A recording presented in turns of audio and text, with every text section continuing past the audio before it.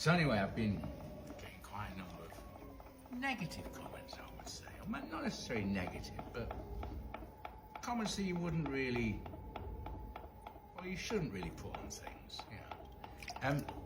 Yeah, my throwing is what you would call slack or laid back. And that's sort of developed over the years. And part of the reason for that is the material that we now use is very coarse. There's lots of lumps in it.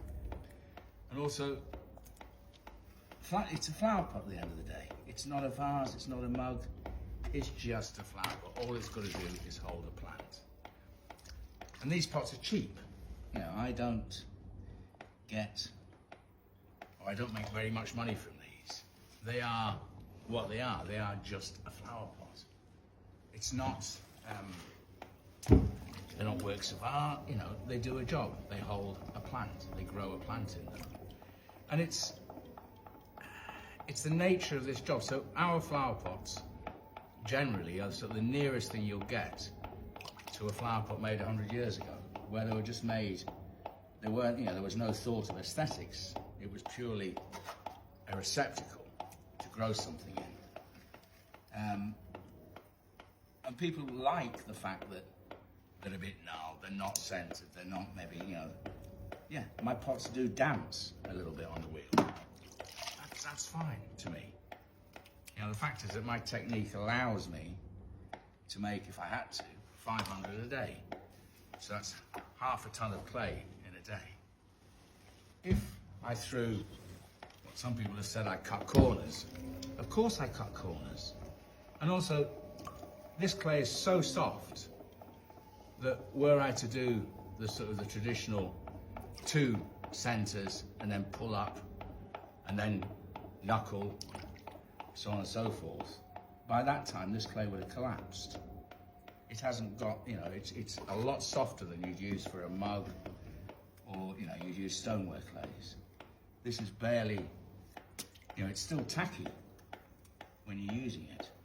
So the least amount of moves possible. It doesn't matter if the pot's dance a bit. You're not going to see that. And it's not, you know, I'm not putting stuff online in this instance to teach people. It's just to educate people in the sense of this is what we're doing.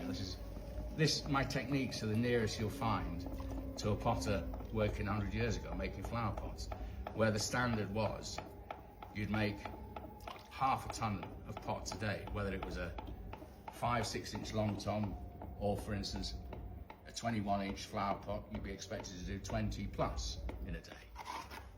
But half a ton is your benchmark as a flower pot thrower.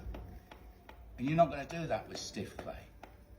The other thing, if our pots were very, what I would say, the only other term for it is anal, in the sense really, really tight, it wouldn't suit. You would see if you look on some of these, the lumps that are in them, you know, there's holes, there's all sorts. That would look very strange on an uptight, absolutely exact pot.